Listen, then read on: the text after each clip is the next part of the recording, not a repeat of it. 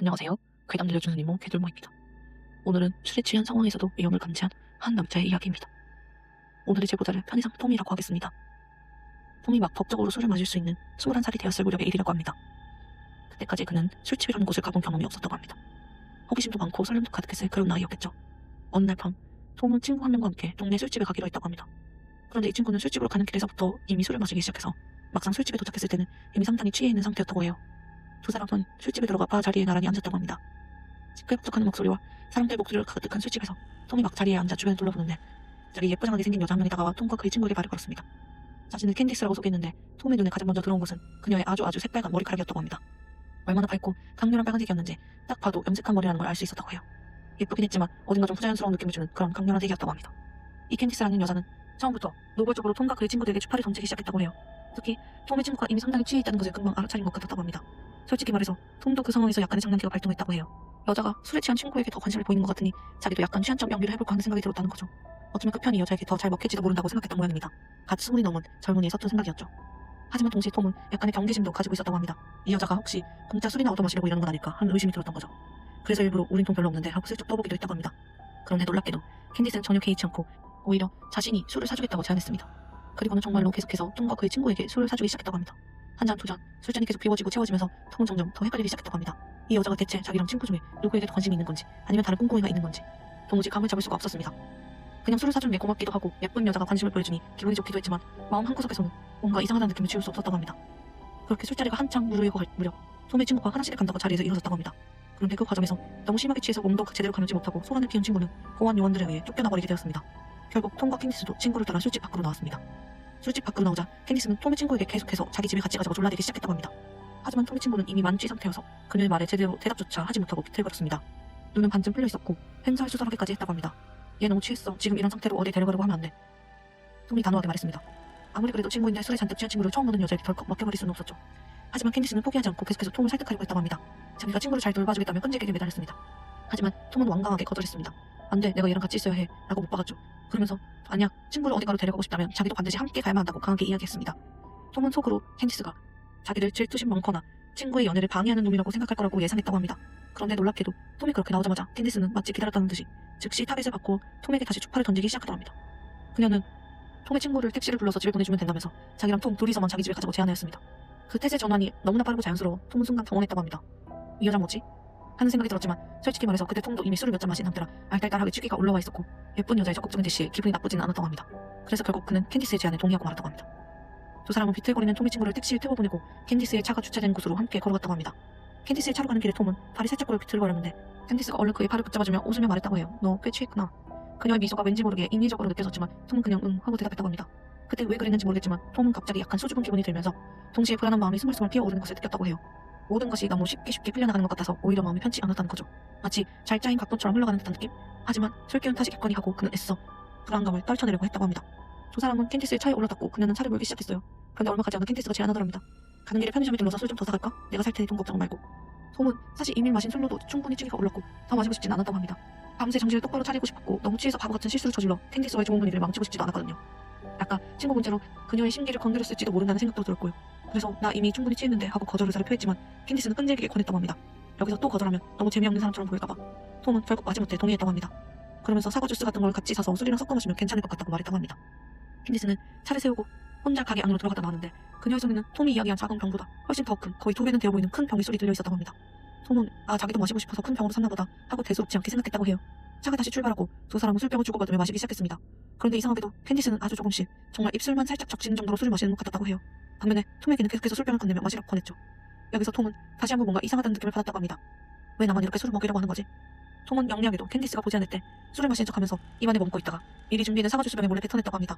그렇게 술로 가득 찬 사과주스병은 캔디스가 눈치채기 전에 창밖으로 던져버렸다고 해요. 그는 캔디스가 자신이 실제보다 훨씬 더 취했다고 믿게 만들고 싶었다고 합니다. 만취 상태인 것처럼 연기했던 거죠. 왜 그랬는지 자신도 잘 모르겠지만 그냥 그래야 할 것 같다는 본능적인 느낌이 들었다고 합니다. 그렇게 연기를 하면서도 그가 건네는 술을 몇 모금 더 마시게 되었습니다만 캔디스는 그 큰 병의 술을 톰이 다 마신 것으로 생각했던 것 같았습니다. 차를 타고 가는 동안 톰은 일부러 캔디스의 이름을 몇 번이나 틀리게 불러보았다고 합니다. 칼라라고 부르기도 하고 다른 이름으로도 불러보기도 하면서 그녀의 반응을 떠보려고 했던 거죠. 그런데 놀랍게도 캔디스는 전혀 아무렇지도 않게 그가 자신을 칼라라고 부르든 말든 전혀 정정해주지 않았습니다. 그저 미소만 지을 뿐이었죠. 그 순간 톰은 이 여자가 처음부터 나에게 가짜 이름을 알려준 게 아닐까 하는 강한 의심이 들었다고 합니다. 하지만 여전히 술기운과 묘한 기대감 때문에 그 의심을 깊게 파고들지는 못했다고 해요. 마침내 차는 캔디스 집 앞에 도착했습니다. 톰은 마지막까지 취한 척 연기를 하기 위해 차에서 내리다가 일부러 비틀거리며 현관문 쪽으로 넘어질 뻔했다고 해요. 캔디스가 그런 그를 부축하며 집 안으로 데리고 들어갔죠. 그런데 현관문을 열 때 톰은 문이 잠겨있지 않다는 것을 알아차렸다고 합니다. 이상하다는 생각이 들었지만 그럴 수도 있다 하고 넘겼죠. 두 사람이 집 안으로 들어서자 캔디스는 현관문을 닫고 안에서 철컥 문을 잠궜다고 합니다. 그 행동이 톰에게는 또다시 이상하게 느껴졌다고 합니다. 굳이 안에서 문을 잠글 필요가 있나 싶었지만 아마 둘만의 시간에 방해받고 싶지 않아서 그러는 거겠지 하고 또다시 스스로를 안심시켰다고 합니다. 집 안에 들어서자마자 톰은 화장실을 좀 써야겠다고 말했다고 합니다. 속도 달랠 겸 그리고 잠시 혼자 생각할 시간이 필요했기 때문이었습니다. 그는 화장실로 들어가 문을 잠그고 거울 앞에 섰다고 합니다. 거울 속 자신의 얼굴을 보는데 기분이 정말 이상했다고 합니다. 뭔가 잘못되고 있다는 느낌, 아주 꺼림칙한 느낌을 떨칠 수가 없었다고 합니다. 게다가 아까 차에서 마신 술이 뒤늦게 올라오면서 머리가 띵하고 속이 울렁거리기 시작했다고 해요. 그는 일단 소리를 내기 위해 세면대 물을 틀어놓고 원래 손가락을 입에 넣어 아까 마신 술을 전부 개어냈다고 합니다. 그리고는 변기물을 내리며 세면대로 가서 수돗물을 계속 손으로 받아 마시고 속을 달래며 정신을 차리려고 애썼다고 합니다. 더 이상 취해 있고 싶지 않았지만 그렇다고 캔디스와의 기회를 날려버리고 싶지도 않았기 때문에 계속해서 취한 척 연기를 해야겠다고 다짐했다고 합니다. 참 복잡한 심경이었겠죠. 그렇게 세면대 물을 잠그는 순간 톰은 화장실 밖에서 캔디스가 누군가와 이야기하는 소리를 들었다고 합니다. 아주 나지막한 소리였지만 분명히 들렸다고 해요. 쟤 완전 떡됐어. 제대로 서 있지도 못해. 네가 해. 이게 무슨 소리일까요? 누구랑 이야기하는 거지? 그리고 뭘 하라는 거지? 톰의 심장이 다시 쿵쾅거리기 시작했다고 합니다. 톰은 조심스럽게 화장실 문을 열고 거실로 나왔다고 합니다. 그가 거실로 발을 내딛는 순간 그는 캔디스가 다른 방에서 막 걸어들어가는 뒷모습을 보았다고 해요. 그녀의 얼굴이나 다른 것은 보지 못했고 오직 그 이상하리만치 새빨간 머리카락이 다른 방으로 빠르게 사라지는 것만 보았다고 합니다. 거실은 꽤 어두컴컴했습니다. 톰은 최대한 술에 취한 목소리로 혀 꼬부러진 소리를 내며 어디 가는 거야? 라고 하였습니다. 그러자 그녀는 다시 어두운 거실로 걸어나왔고 톰에게 가까이 다가와 쏙싹했다고 합니다.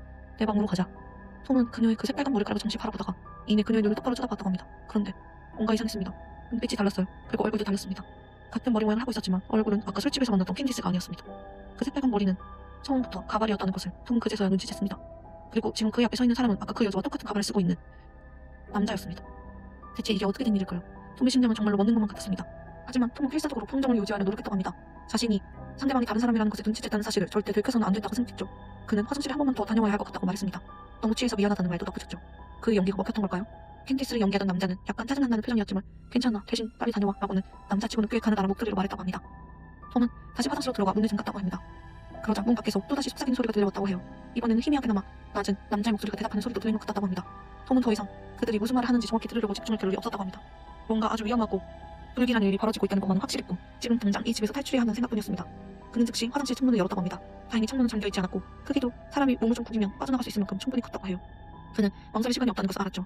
창문 밖으로 뛰어내렸고 땅에 발이 닿자마자 평생 그렇게 빨리 뛰어본 적 없을 정도로 미친 듯이 달리기 시작했다고 합니다. 뒤를 돌아볼 생각조차 하지 않고 그냥 본능적으로 앞만 보고 뛰었다고 합니다. 뒷마당을 가로질러 담장을 뛰어넘고 또 다른 집의 뒷마당을 통과해 마침내 도로로 나왔다고 합니다. 그러고는 큰 길이 나올 때까지 계속해서 달렸고 숨이 턱까지 차올랐지만 절대 멈추지 않았습니다. 얼마나 달렸을까? 저 멀리 24시간 편의점의 밝은 불빛이 보였다고 합니다. 그는 마지막 남은 힘이 다해 편의점으로 뛰어들어갔고 가게 안으로 들어가자마자 가장 먼저 카메라가 잘 보이는 계산대 앞으로 가서 샀다고 합니다. 그리고는 거친 숨을 몰아쉬며 택시를 불렀고 마침내 집으로 무사히 돌아올 수 있었다고 해요. 집에 돌아와서도 톰은 좀처럼 진정할 수가 없었다고 합니다. 그날 밤 겪었던 일들을 계속해서 되짚어보며 생각에 잠겼다고 해요. 왜 가짜 이름을 썼으며 친구와 자신을 계속 취하게 만들려고 했던 것일까요? 처음에는 강도짓을 의심했지만 계속해서 그들에게 돈을 쓰고 술을 사주고 택시비까지 내주었습니다. 그리고 무엇보다도 왜 똑같은 가발을 쓴 남자가 갑자기 등장한 것일까요? 그녀가 속삭이던 상대는 누구였을까요? 낮은 남자의 목소리는 또 뭐였을까요? 그 모든 것이 의미하는 바는 무엇이었을까요? 그들이 자신을 유인하려고 했던 그 방 안에는 대체 무엇이 있었던 것일까요? 생각하면 할수록 온몸에 소름이 돋고 등골이 서늘해졌다고 합니다. 궁금증을 참을 수 없었던 톰은 다음날 친구 몇 명과 함께 용기 내어 어젯밤 그 집을 다시 찾아가 보았다고 합니다. 대체 무슨 일이 벌어지고 있었는지 확인하고 싶었기 때문이었죠. 하지만 그들이 도착했을 때 집은 텅 비어 있었고 차도 없고 사람도 없고 아무것도 없었습니다. 그저 조용하고 텅 빈 집만이 그들을 맞이할 뿐이었죠. 나중에 알아보니 그 집은 여름 한철만 빌려주는 렌탈하우스였고 어젯밤 정체 모를 사람들은 그 빈집에 무단으로 침입해 단 하룻밤 동안만 사용하고 사라져버렸다는 사실을 알게 되었습니다. 그들이 누구였는지 어디로 갔는지 그리고 그날 밤 정말로 무슨 짓을 꾸미고 있었는지는 영원히 미스터리로 남게 되었습니다. 톰은 그날 밤 자신이 조금이라도 판단력이 흐려졌거나 탈출할 기회를 놓쳤더라면 어떻게 되었을지 상상하는 것만으로도 끔찍하다고 말했습니다. 여러분은 이 이야기를 들으면서 어떤 생각이 드셨나요? 혹시 이 사건의 진실에 대해 나름의 추측을 해보신 분이 있으실까요? 댓글로 여러분의 다양한 의견을 남겨주세요. 언제나처럼 여러분의 이야기에 귀 기울이고 있겠습니다. 부디 오늘 밤 안전하고 편안한 시간이 되시길 바랍니다. 그럼 괴담 들려주는 이모는 또 다른 흥미진진한 이야기를 들고 또다시 찾아오겠습니다. 안녕히 계세요.